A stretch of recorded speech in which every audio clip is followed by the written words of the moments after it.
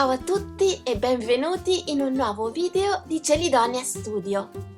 Finalmente siamo tornati, scusate se siamo mancati per un po', ma ci facciamo subito perdonare iniziando con un nuovo video tutorial.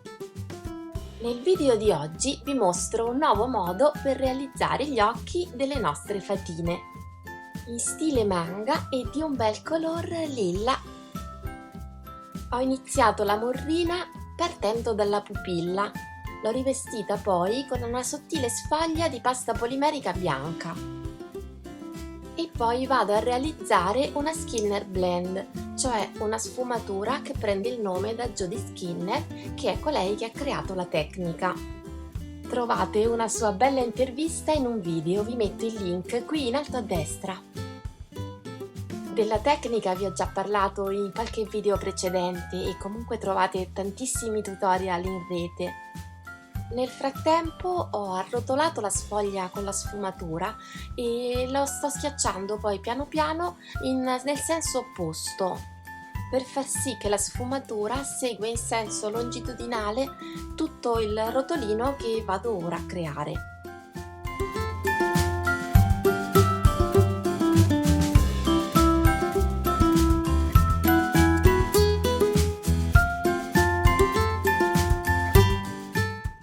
Poi lo schiaccio un po' per dargli una sezione lievemente triangolare.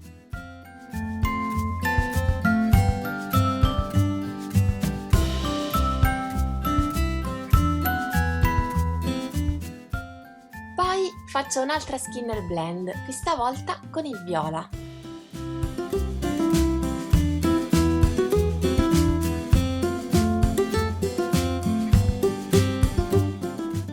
Creo un altro rotolino sfumato longitudinalmente.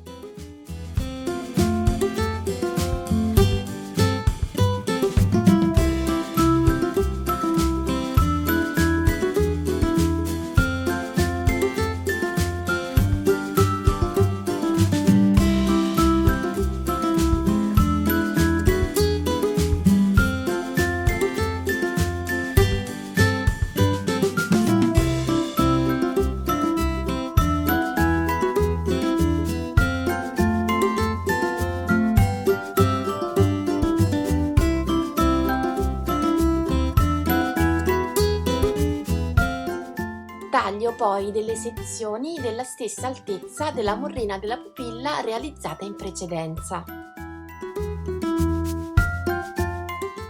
e vado a posizionare l'iride con il colore più chiaro verso l'interno e alternando il rosa e il viola con dei segmenti di pasta polimerica bianca.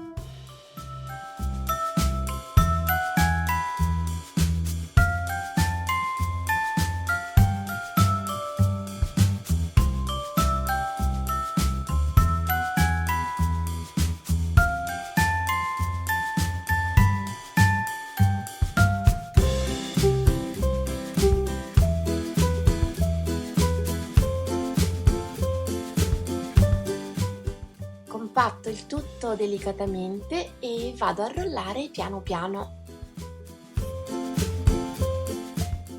Con una lama flessibile taglio poi una parte della pupilla e vado ad aggiungere della pasta polimerica nera.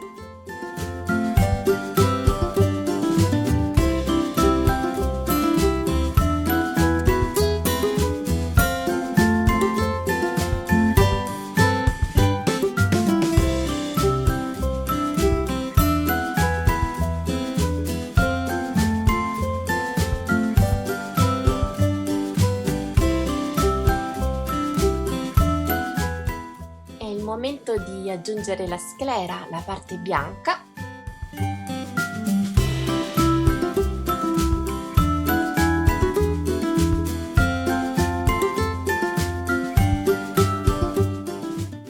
e poi la parte delle ciglia, la parte superiore delle ciglia con della pasta polimerica nera.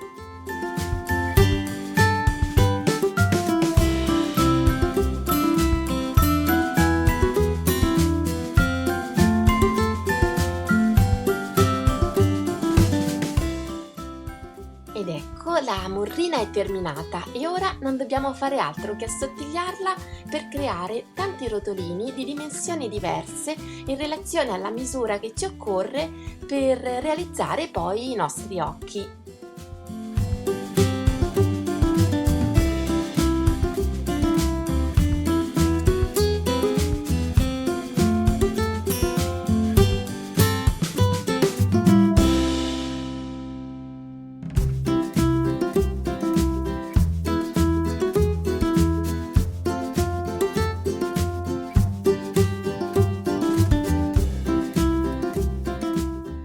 E a questo punto siamo pronti per infornare. Ho creato una fisarmonica con un foglio di carta per tenere fermi i rotolini e non farli deformare in forno. Fisso la morrina già cotta con dello scotch carta per non farla muovere e con una lama molto affilata vado a tagliare le sezioni che saranno i miei occhietti. Poi creo sopra il cristallino con il Lisa Pavelka Magic Gloss.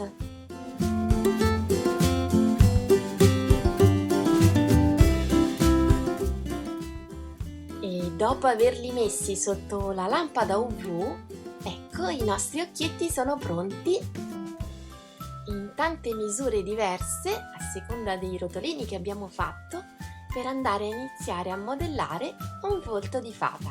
Ma di questo parleremo la prossima volta. Grazie per averci seguito fin qui e a presto! Ciao!